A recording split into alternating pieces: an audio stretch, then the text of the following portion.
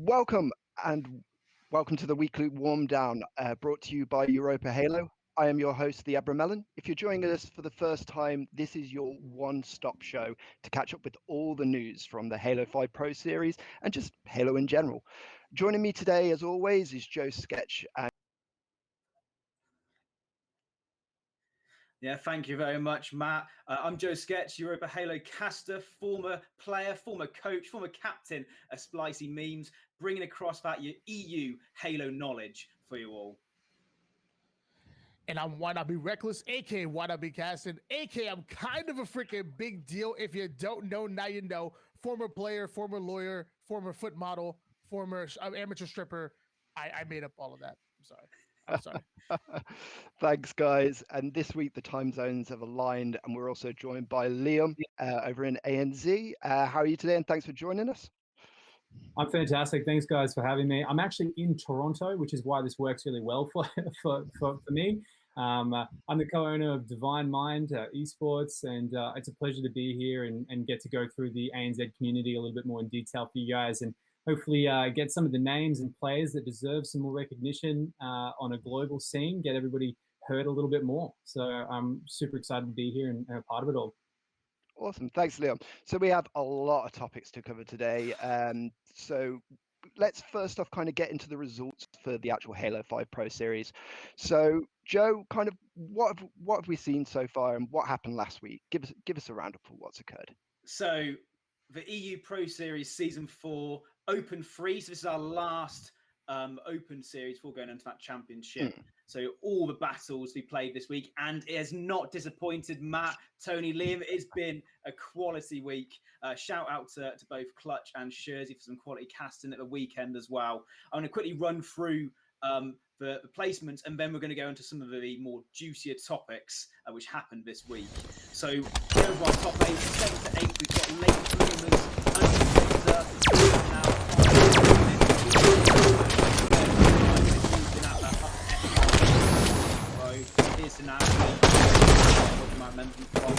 Focus Stars, our former Mocket lot, are back together. They play 7th to 8th. Warlord, Batchford, Looney, and Squashy. 56th, we had Team Timmy, Sticker, Snaky, Lumi, and Hollers, and also Only Goat, Stractic, Callie, Kronos, and Sana. All of these players are players you've seen, and most of them competing for a very, very long time at this point. Callie back on one of the old top French teams. You've had Hollers, who's been at the top sort of at semi-pro level. Snaky's been a pro player before on like teams like Team Vibe. In our 4th place is Krogana Vaccine. So Krogana Vaccine placed top 2, second place, and they beat out Egif in our second Open 2 weeks ago now. And they've kept the same squad, and they still perform very well. There's some other squads just now coming in and pipping them for that top 3 spots. And that's Outcast, Tommy McCrogan, Speed, and Crossman. So I've been really nice to see all of these players. I see performers of 4. And they play some very, very good Halo, but it's just to show how talented those top teams are getting now that they're being pipped and placed in 4th place. Now, I'll go over placements first, and then I'll come back to some of the more specifics. So we'll listen into 3rd place, and that's going to be Source, which is Mr. Precision Eye, the deadly duo I've talked about before. I'll no doubt talk about them again. They've played together, and they've been like multiple 2v2s. They've played on squads together, disappeared, came back, and they always seem to re-jowl back together into squads. They're joined by Shabby Dagger and, of course, Lunny. Lunny's one of our pro players who's been around for a very, very long time. So nice to see him performing at that top level.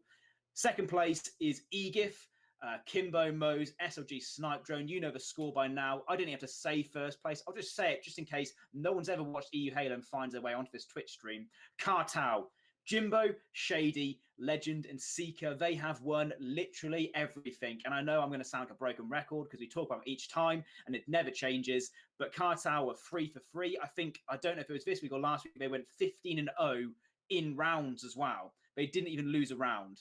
They are leaps and bounds above everybody. But we can talk about Kartal all we like, and it's going to be the same points over and over again. Let's go back to that losers final for fighting for basically the chance in the grand finals between both Source and Egif. Now, I'll try and summarize this a bit, and I'll pass it back to you, Matt, for some more in-depth detail. But Source were up 2-1 in this series. They went into a oddball Eden game, And during the game, I believe it's 133 points to 56 at one point before one of the source players disconnects. Now, usually what happens is we'll play on, then the player can have a chance to rejoin, or if he can't rejoin, they'll play out the 3 versus 4. However, whoever was host ended the game. And that normally means in tournament play, I'm sure you've seen on lands by now, what would happen is the difference in oddball score will then get carried over to the new game. So start at 0-0, but Source would have a 70-point lead. Now, EGIF didn't want to do that, did they, Matt? So you can summarize that part for me now. You can. Oh, I think Matt, your sound has gone off. Ah, sorry, There the anthem of 2020 and 2021. I'm on mute. Sorry about that, everyone. But yeah, basically the offer was there to continue from there. If there was a mutual agreement there, that's perfectly fine. As you can see in replays from, say, like Jimbo's stream, you can, or not Jimbo's stream, sorry, SRG's stream, you can see basically the response there. I'm not really going to get into the specific details, but basically then it was agreed. They then took that map win, and then from there we saw the reverse sweep. So that's kind of the summary of what happened in that scenario. They said, no, we're going to take the win. And they're in every right too. But again, it kind of escalated from there, as I think it kind of we're all aware at the moment.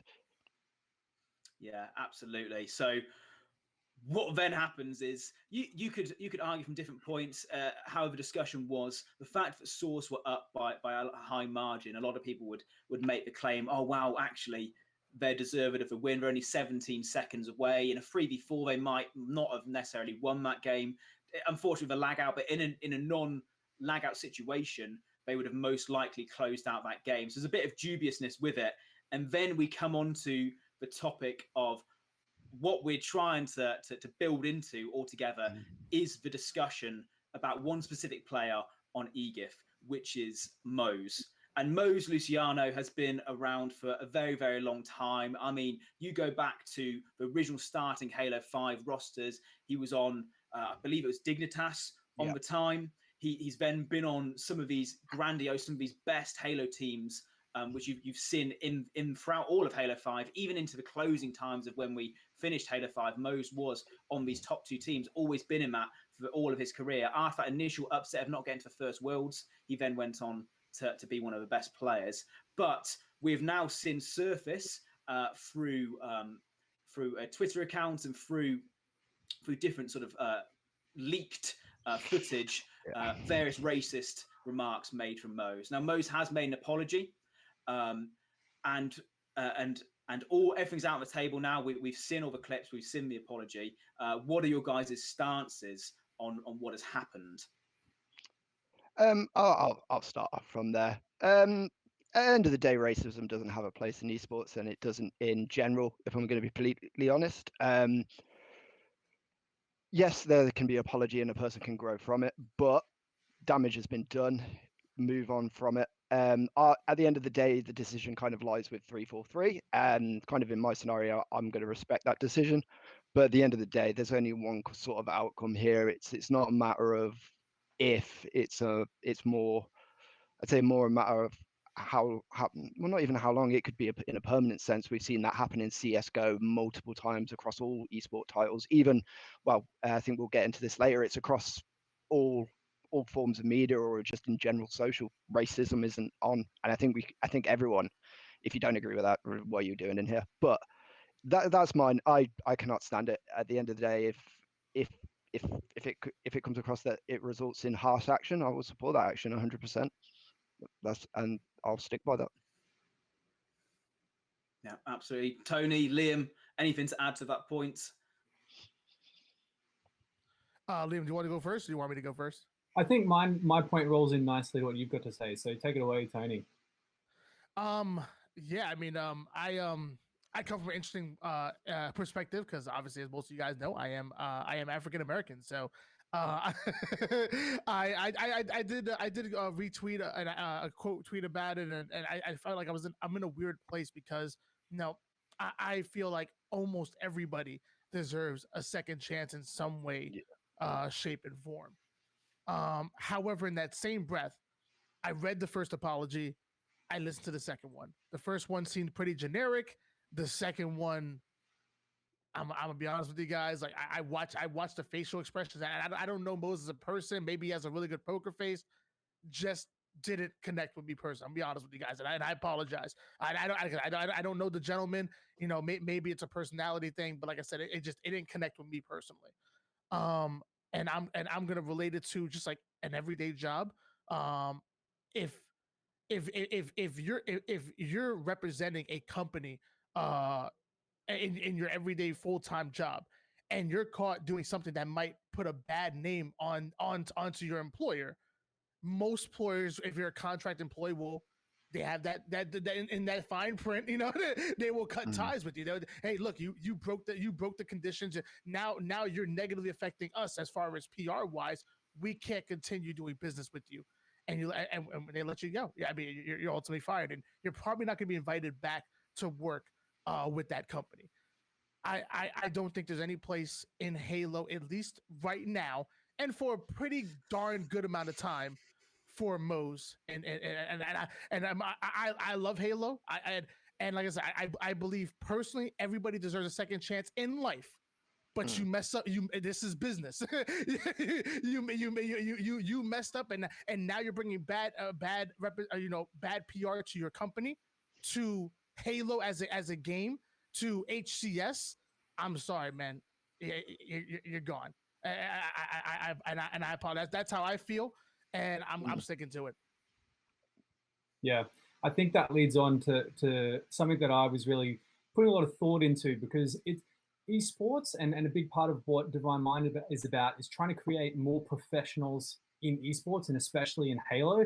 And I think that, like Tony said, at this point in time, if you're playing at this level, you're considering it to be some kind of career. You know, the effort and the time that you're putting into improving, to working with a team of other players, you know, the people that you're competing with, you owe it to yourself to hold yourself to a higher standard and not make decisions that are like that. I think, you know, a really good example is there's a really famous country singer called Morgan Wallen, who just recently lost like millions of dollars from a racial slur that he did while he was at his own house with his mates that his next door neighbor caught on camera.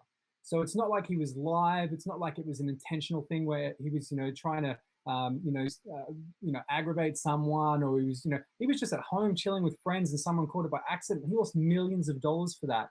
When you're an esports professional and you're going live and you're playing in competitions, you're making an active decision that you know people can.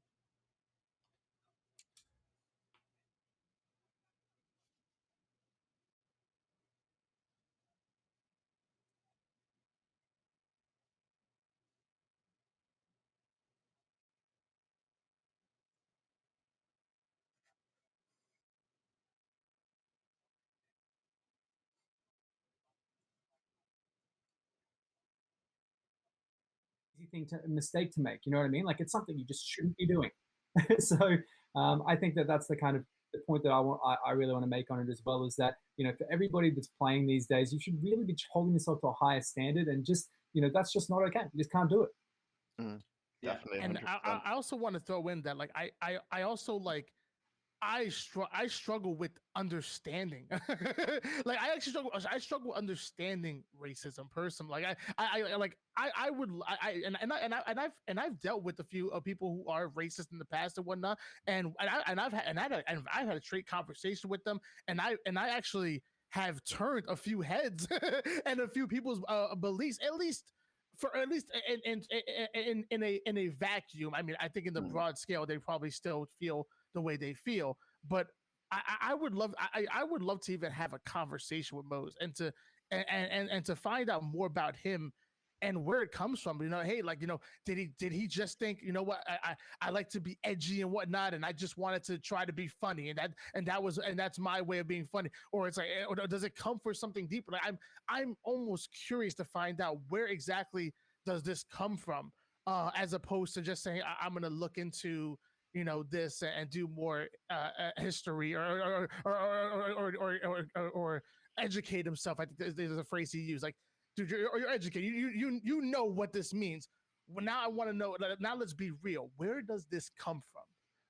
And let's talk. And I would, at most, I invite you to reach out to me and whatnot. I want to talk and I want to find out where it comes from and whatnot. And if it could be as you could be real with me. It could be like, hey, look, I like to walk that line, and I was just trying to be edgy and whatnot.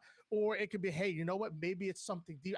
I'm generally curious. I'm probably still not gonna like you after the conversation, but at least I'm gonna be open mind and I want to talk to him. Sorry, go on. I apologize.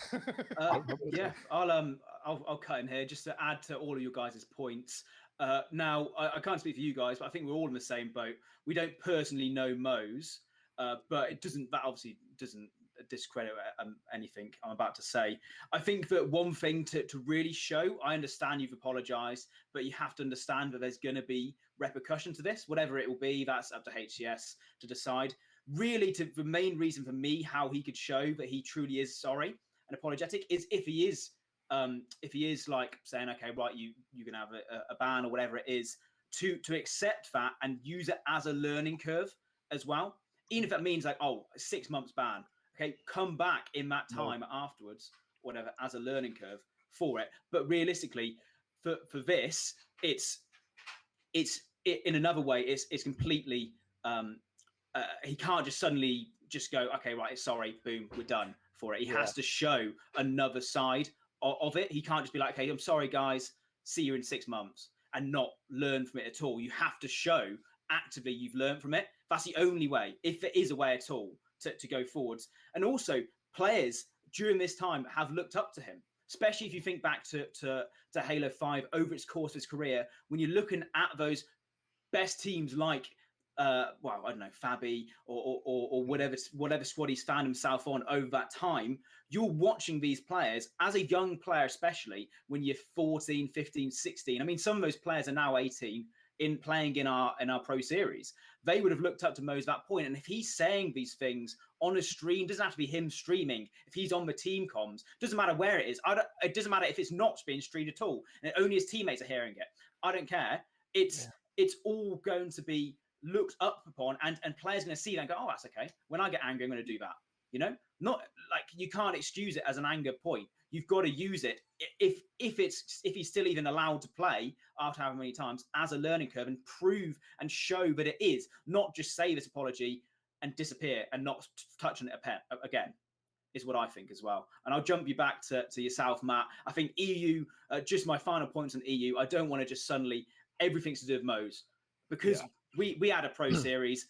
We saw Cartel win again. I talked about it. We always want to give these guys props. Egif in second place, Source in third place, and Krogana Vaxi make up our top 4. These are some top quality squads which are going to play some top quality Halo over the next few weeks, going into our EGL, going into the 2v2s. I'm sure a lot of them will form 2v2s with their teammates. I've touched on Mr. and Precision. I'm pretty sure they're putting in players at 2. I can't quote me. They might be actually sketch. You're talking rubbish, but yeah, that's my final points. I want to finally end with that. That's our scores. These are the teams, not just end it on that one individual. No, thank you very much for that. So next up, we're going to go into the ANZ region. So Liam, kind of leading up to the actual finals that this region has, kind of what can we expect from teams? Are there any teams that we should specifically look out for? Is there any players of interest, any broadcasts that we should check out? Let us know.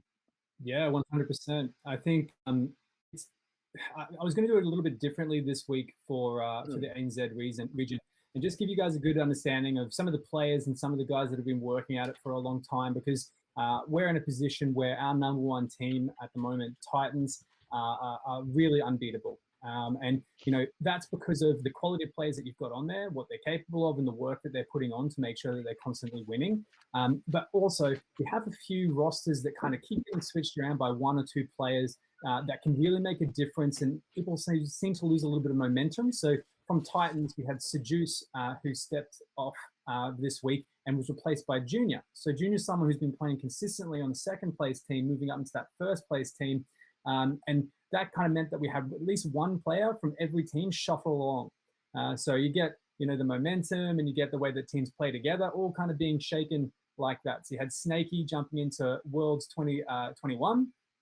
Blazers is a really awesome squad that I'll talk a little bit more about in a moment. But first, I really wanted to give a big shout out to the guys from Pub Crawl. So I jumped into a few of their streams. They're a new team that jumped in this week. And unfortunately, their first game was Bayern, and their second game they versed Worlds 2021 and got completely swept. But I really love seeing new people from the ANZ region giving it a go, and I hope those guys are going to be continue to compete in the future. I want to touch on Osprey for a little bit as well. So you've got Cluzy, Enigma, Fraser, and Wheezy that form up Osprey. Now this team played really well, and I actually spent a fair bit of my time watching Enigma's perspective on Twitch. So if you guys are looking for an Australian perspective to watch from this week, I definitely suggest watching him.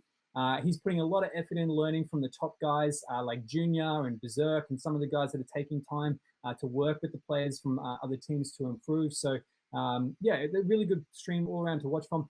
Callouts are really decent, but they still need a little bit more purpose, I thought, from this team. So when they were calling out, it was a lot of noise from every single player rather than a really distinct, this is the play that we're trying to make and everybody understanding what's going on in the team. So I think that let them win some fights, but it was a little bit too chaotic for them to piece it together to be a really successful play.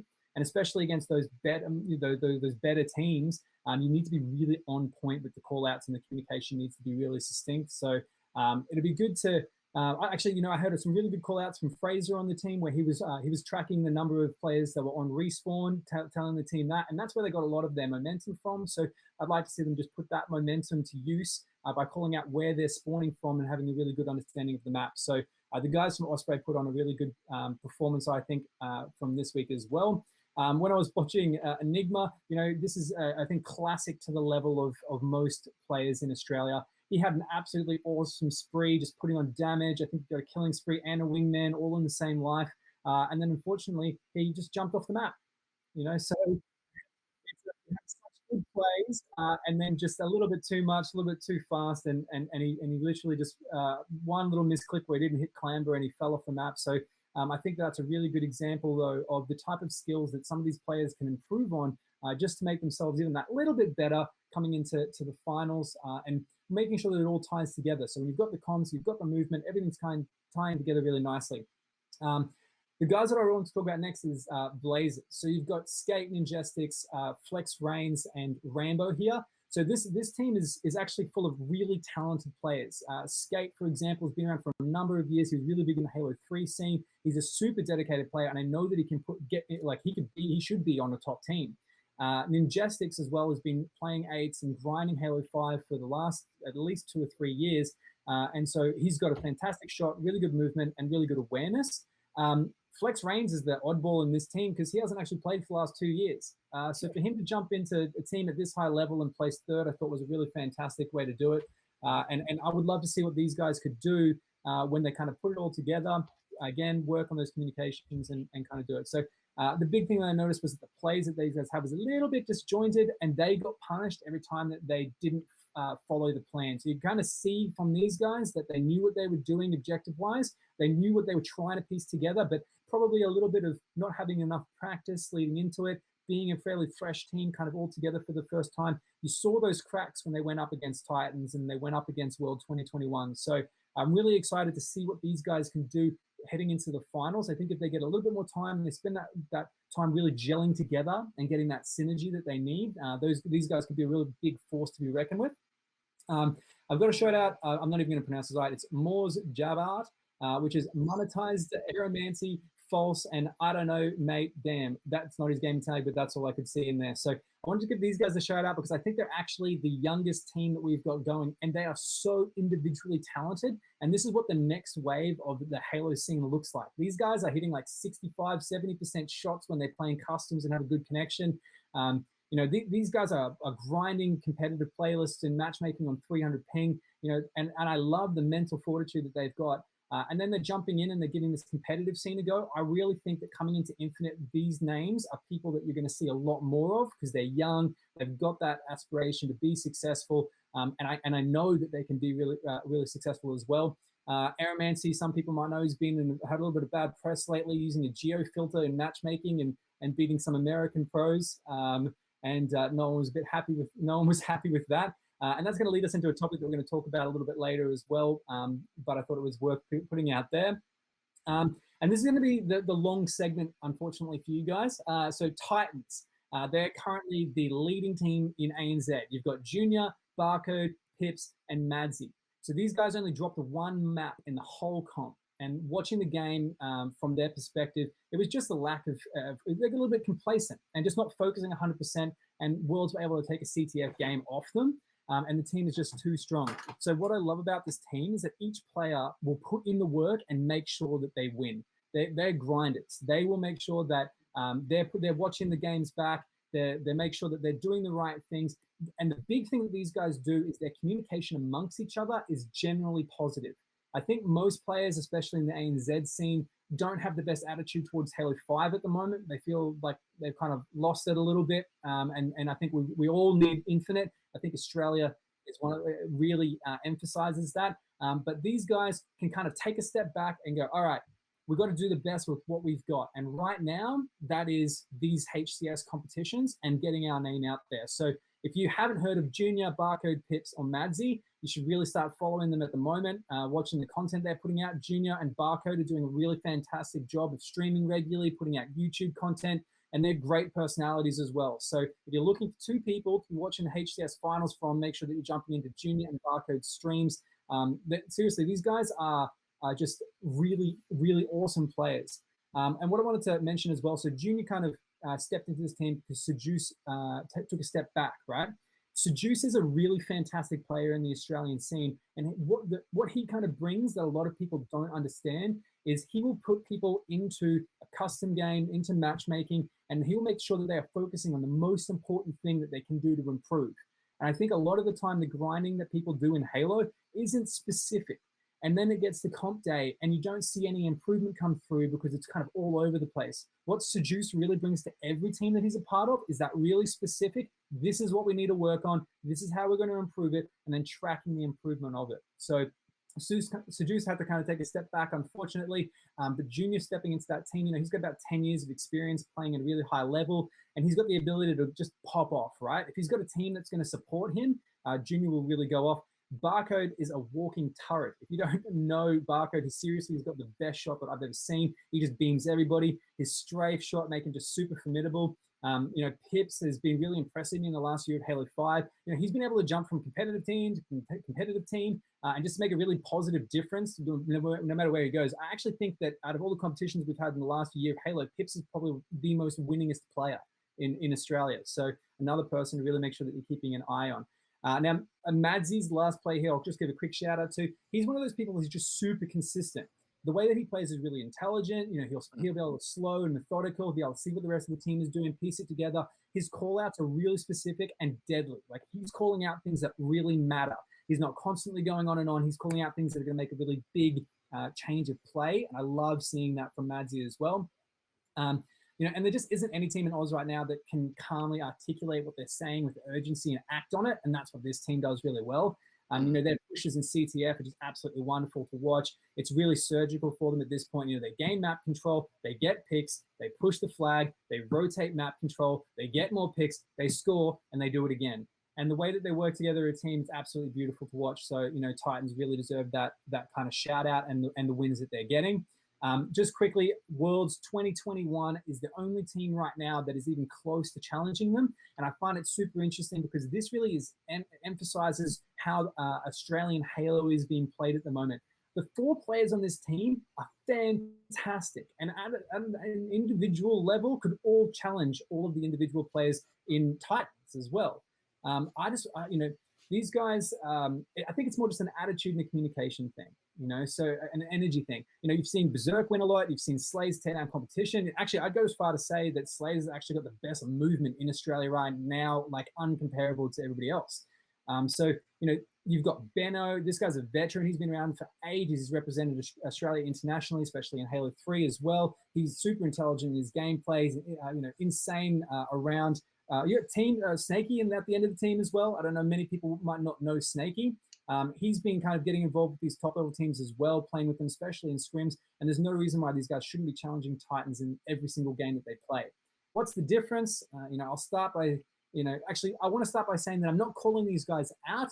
I just hope that there's maybe people that are watching the stream, amateur players that want to improve, that maybe can't put their finger on something that's holding them back, and this might kind of help you to improve a little bit more. And I'll say that it's definitely communication and energy for these guys. So it's so critical that it's not just call outs, right? I'm talking about in between games, around scrims, watching films, all the interactions that you're having with your team. It needs to be productive. It needs to be proactive and positive and forward thinking. You know, communication in high level teams needs to be not self-destructive. And I think that knowing some of these guys, I know that in times where they're frustrated and they know how good they are as individual players, something could slip out and it brings the energy down in the team as well. So I really hope that these guys can work on that communication, try and think of themselves as professionals that they want to be, the guys that are representing Australia internationally. You know, I was with Barcode's stream today and he was talking about getting an Australian team in Cali, you know, trying to really train and step up so they could, you know, compete against the top 8 teams in the world. And I think that there's still a lot of things they can be doing from Australia. One of them is working on that communication, acting like a professional, you know, and trying to improve on the energy as well. I don't want to focus too much on any individual player, and I was going to do, but energy is also an other thing. There's a player on every single team that, you know, has got that vibe where they could stand up at a LAN, yell across the room, and everybody is hyped. Like there's people outside the venue that are hyped because of that guy. And you know, Teams Worlds 2021, they've got, I think, at least 2 or 3 of them on there. But it's the same. It's unfortunately, if they don't have that energy, they could be going the other way. They could be zapping energy out of the rest of their team, and you know, everyone just kind of really slows down and it becomes more negative. I hate seeing that. So I really want these guys to try to rally together. And if they see and notice that there's that energy not being there, they need to just stop. If it means taking a little bit more time in between games, getting a drink, doing something, you know, and then coming back and really being able to step up and perform, these guys should be challenging Titans. And I really hope that in the finals, we're going to see some super competitive games for these guys. So, you know, I really hope that they can kind of take control of that for themselves, you know, work on some time where they're screaming and just try and focus on being positive all the time, being professional, and really put the pressure on Titans at the end. And I think that's a really good sum up of the whole ANZ community, you know, is that they're playing these comps in the long run. They're not doing it to help them improve as players, you know, and I think because the skill level isn't there, but these are the things that they should be focusing on so that they should be able to improve and get the kind of a shift in attention so that more people can figure out what's going on in the ANZ scene, who are these guys and who should we be paying attention to coming into Infinite. You know, if the Australian scene gets more attention, there's going to be more room for investment and it's going to mean a lot for Australian Halo. So I hope the guys watching this can see that. And I'll take a deep breath now, pass it on to whoever's going next. Sorry if I rambled a lot there, but I wanted to really introduce the Halo scene to you guys. I'm super proud of everyone out there. You know, the Australian community is strong for Halo. And I really want to make sure that the world knows it and they're ready for a lot more coming out in Infinite as well. So thanks so much, guys, for listening. Perfect, thank you. And just to add to that, like, so in the previous season, I admin for the Pro Series for ANZ, and the community there is just so welcoming. Like speaking to those players while they're actually competing there, everyone's just so friendly. So yes, it's great that we have you on just to spotlight the kind of the scene in ANZ. So thank you again for joining us today. Hopefully we can have you on as a regular feature. So going from there, we're going to go into North America, and thank you, Tony, for waiting for us. Apologies that it's taken us till now to get to you. Sorry, kind of Tony. leave the best till last, maybe not. But Yeah. but let us know kind of what's going with NA, because kind of on our side with Europe, we saw a bit of drama, and kind of across on your side, you've seen some as well. So kind of let us know what's leading up kind of to the actual championship finals next week. Yeah, I was told that this show is all about me. I don't know what's going on, guys. You guys are, I mean, I know it's supposed to be 90% me, 10% you guys. Next week, you better clean it up. Okay. No, we'll sort it for them. Anything you want. Good evening, everyone. This is Why Not Be Reckless, aka Why Not Be Casted. You already know the drill. I'm going to be bringing you all the North American HCS Pro Series 5K action and, open action, and prepare you guys for the 5K coming up next weekend. And man, was there a lot of drama, not just in the EU, in the North American side as well. And I'm going to gauge some of you guys at the end of, because I want to know you guys' opinion. It's a lot of craziness.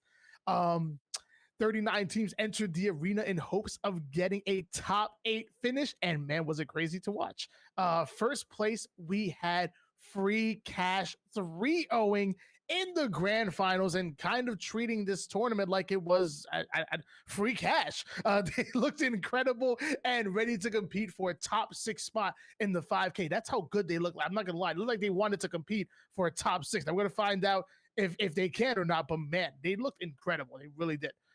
In second place, we had NSNH after game 1 of their loser bracket finals matchup. 343 was actually called in to review gameplay of the match, and although a DQ was not called, their opponents ended up forfeiting, which allowed NSNH to advance into the grand finals despite losing game 1 100-2. For those of you guys who aren't familiar, there was a Smurf by the name of Goku who was absolutely tearing it up, but there was rumors that maybe he was playing on a mouse and keyboard. We have no idea exactly what went on. All we know is 343 was called to review the film. Something happened in the meantime. There wasn't a DQ that was called from 343, but there was a forfeit that ended up happening, which allowed NSNH to advance forward, which was also kind of interesting in itself because NSNH did feature Captain Swish. And then you also had Free Cash that featured Captain Eli Lee. And these two players used to actually team together, but they ended up going their separate ways after a big issue happened, which even spilled over in the public on Twitter, where Eli Lee decided to play in a different tournament on the same day of the 5K that they qualified, which made it so that they couldn't compete at all because they already had a sub coming in and they couldn't get the original player to come in from the open. So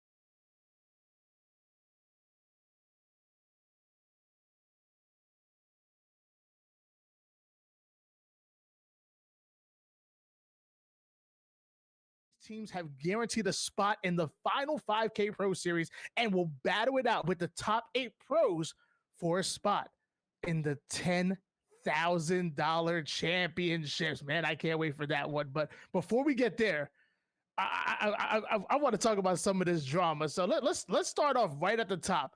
Let's start off right at the top. We need to talk about Elevate. I know you guys are in the EU, but I know you guys been peeking into the NA region and whatnot. Do any of you guys have anything to say about the quote unquote mouse and keyboard legend Goku playing on a Smurf allegedly hulked? Yeah, I can go for you as well. Everybody wants to talk. One at a time. One at a time. Yeah, I think we've all got very similar opinions on this. I think everybody, from what I've seen on Twitter as well, everybody has a very similar opinion. But look, I like to kind of think of it really simply, and that is, if you can tell me one person who's been caught cheating that people still admire, then maybe this is the type of thing that we can kind of skip around. But it just doesn't happen, right? You think of people like Lance Armstrong. You think of people like I'm only thinking of swimmers because I know a lot of them. Anyone that's CrossFit that gets caught doping, those type of things. You lose your medals, you lose titles, you can't you get bans from the sport. You can't compete anymore. Not only that, but sponsors won't look at you. You can't make teams properly. And I just think that again, we don't know what the exact outcome of this is just yet. So, it's innocent until proven guilty kind of thing. All I'm saying is from the perspective that if this is the case, everybody that's looking at this player should be thinking, okay, well, that's what's going to be happening. I'm going to be made a fool of I'm just not going to do it. And it's very similar to what we're talking about with the racist remarks and everything. Not everybody knows the full story behind things. We're talking about it from the perspective of the information that we've got. And I think that, this mouse and keyboard option, if the game's allowing it at the moment as well, like you can play it like that, but it doesn't mean that you should do it. If it's against the rules, guys, like you've got to use your judgment and say, I don't want to be labeled as a cheater. I don't want to be labeled as somebody that, I know for certain that this player would be really good with the controller anyway, so it's like, do you really make those small, sacrifice, a big sacrifice in losing so much credibility to your name for that tiny improvement in your aim? Okay, and I know it makes a big difference at the top level, but honestly, I don't think it's worth it. And I think everybody should really look at this, and the fact that we're even talking about it should be good enough reason for everyone else to not do it. It's unfair to the hours that the rest of your teammates that are putting into the game, to the people that you're competing and putting into the game. If you're going to be trying to get that easy win and kind of, or not easy win, but if you're going to try and make it easier for yourself when everybody else is putting in hours and hours grinding a game like Halo 5, that's just super disrespectful to the whole community. So again, innocent until proven guilty. But if it is the case, let's all just take it as a learning curve that we just don't do stuff like that. Like, hold yourself to a better standard, especially if you're one of the guys that are competing in this sort of high level competition. Just don't do it. And I also want to get you both of your point of views as well. I just want to throw out one thing, because I just want to give more context for the viewers that maybe aren't too familiar with the actual situation. So, well, number one, I do want to say it is a forfeit, not a DQ for us, for what we know so far. They actually, something happened where it didn't end up, the film didn't end up going. Now, Hulk is a very good controller player as well. For what we've seen him play on controller, actually, we've even seen proof that he plays on controller as well. He's very good with controller as well. But with the issue with the whole mouse and keyboard, a lot of people ask him, like, with Xbox, how do you play mouse and keyboard? There's a adapter called an XIM, which allows you to use the mouse and keyboard with the actual Xbox. Now, normally, even in Halo, the controller kind of still beats out mouse and keyboard for the most part, because the auto aim that you get. With mouse and keyboard, you have that one tick action response time where you can hit one shot, but it's hard to track somebody 4 to 5 times or more when it comes to mouse and keyboard. With auto aim, you have that assistance. Now, the problem with this XIM feature with the mouse and keyboard is not only do you have the movement and you have the one tick, but you also, the XIM confuses the Xbox and also gives you auto aim as well. That's the thing. So, when we go into Infinite, the question is, if I have a sniper in my hands, I should pick up the mouse and keyboard because I have a little bit of advantage. But when I have the BR in hands, I'm gonna use controller. Just imagine if you had the movement of mouse and keyboard with the auto aim of controller. That's the issue. So I just want to make sure that people are probably like, you can't use the mouse and keyboard. Xbox, like, what's going on here? It's an XIM adapter, which confuses the mouse and keyboard, makes it think it's a controller. I just wanted to add that clarification, just to give the viewers that may not be, close to the situation. I'm sorry. If you go on, Mr. Abramelin. Nice hat. I like that. Thank you very much. But no, kind of what you guys have kind of gone into kind of really does kind of encompass what kind of we're all thinking. At the end of the day, it's just not acceptable. It'll be interesting to see what comes of this, especially of what's happened over this past week. It's the worst way to really use it, but it's been a kind of a learning experience kind of on the community side to actually finally say, this isn't acceptable.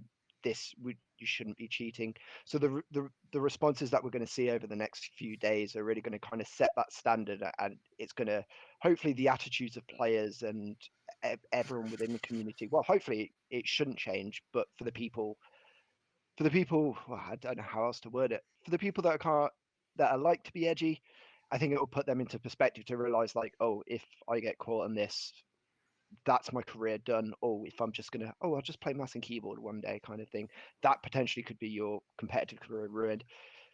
So thanks, Tony. Is there anything else you want to kind of add on the kind of the North American side? Is there anything additional? Don't cheat. Yeah. Can I jump in and just add? Yeah, add I'm curious about Joe. Can we sneak Joe in if you wouldn't mind? Yeah. I want to hear his point of view as well. Get the Joe Sketch opinion on it as well. I mean, realistically, right? I don't know what Elevate and specifically this player as a team. I'm talking as if this is what's actually happened. Obviously, we said innocent until proven guilty, but if it is a guilty case, Elevate weren't likely to not qualify for the 10K. So I don't know if the whole team knew that this player would be using it, or if it's just him behind, like, the team's back. However, it is very disrespectful to it. But also, talking about it's a learning curve sort of thing. We're now 6 years into Halo 5. We should know that this isn't okay. I don't care if you've just started playing 2 days ago. The rules are there. You're supposed to read the rules as a competitor. You are. Even at that level, especially in North America, you see this Elevate squad as, I mean, at the least, maybe top 10. I mean, Tony might argue against me there. I don't know. But I think this Elevate squad is in that echelon of semi-pro in terms of when we come towards Infinite. One, this player doesn't need to do it if he has done it. And two, at that level of integrity, like what Liam was saying earlier, this cheating shouldn't even be a case of, oh, wow, it's the first time, whatever. It's cheating. If it's proven, obviously.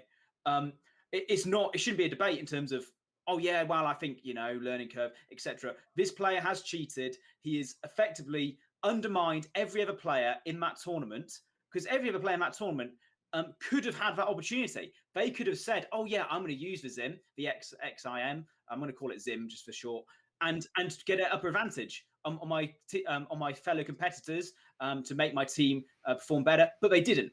And I don't care how much of an advantage it is, but we're talking about mouse and keyboard versus controller is always a debate. But mouse and keyboard with this aim assist is effectively, there's no debate about that. That is going to be an advantage in some way.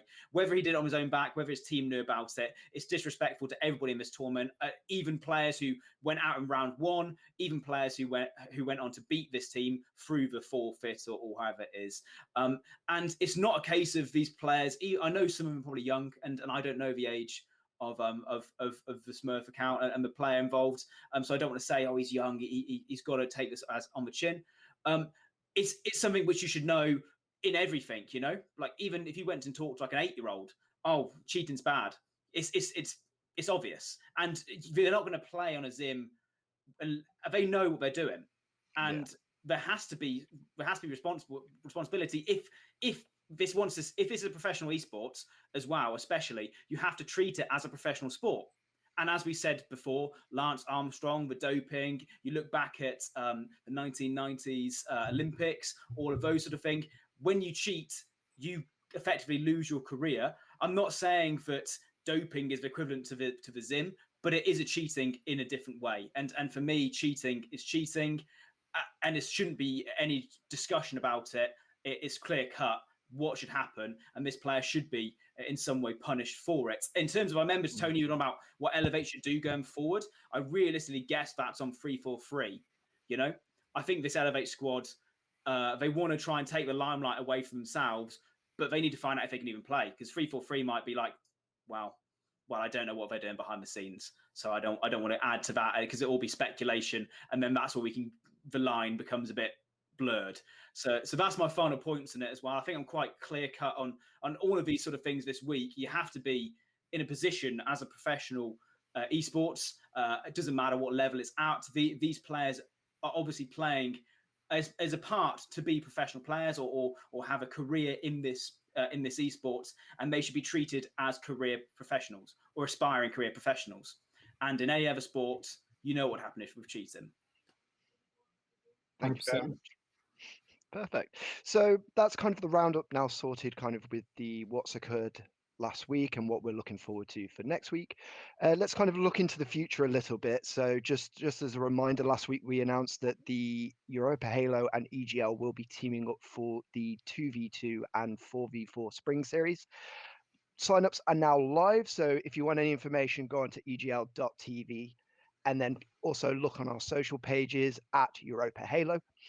Also, as well, we'll be live on Saturday around 5 p.m. where we'll be actually going through the European Championship itself. So join in for us there, where we'll be going into all the Halo action. But first off, I just want to say thank you to my guests, and also Liam, thank you for finally joining us. Hopefully, we can have you on more often. It's really good to see all angles across all regions. But again, thank you for joining us. Is there anything anyone would like to say before we head off? Any closing remarks? I would just like to. Don't cheat, Oh, I'm be sorry. racist. Yeah, So we're going to. that's all I was going to say. I mean, I guess I'll speak then. Yeah, I mean, I really think we've had a lot of talking points this week, and they shouldn't be swept under the rug. But we also have to understand that for the majority of players, 99% of them, they haven't been involved in these controversies, in these big talking points, and they are playing good Halo as well. Talking about the EU scene again, those top 4 squads, barring the controversy aside, are playing quality Halo. The fact that Kragana Vaccine plays 4th just shows more so how all the other top teams ahead of them are playing, and we should also have a moment to focus on them as well. I want to make sure that those guys are getting the credit they deserve also. That's my final point. I'm Joe Sketch, and I'm going to pass it over to everybody else.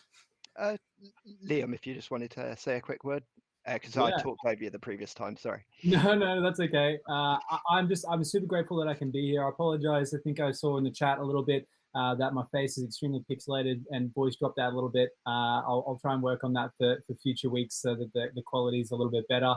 But I really enjoyed being here, and I hope that everybody that watches this back or was here in chat enjoyed getting a little bit more of an insight into the Australian Halo scene. And I can't wait to bring you guys more and more of it. Awesome. Thank you very much. So again, thank you everyone for joining us. This has been the weekly warm down. We will see you on Saturday around 5 p.m. For future updates, please follow Europa Halo or drop follow on the Twitch channel. But thank you for your time, and we'll see you next week.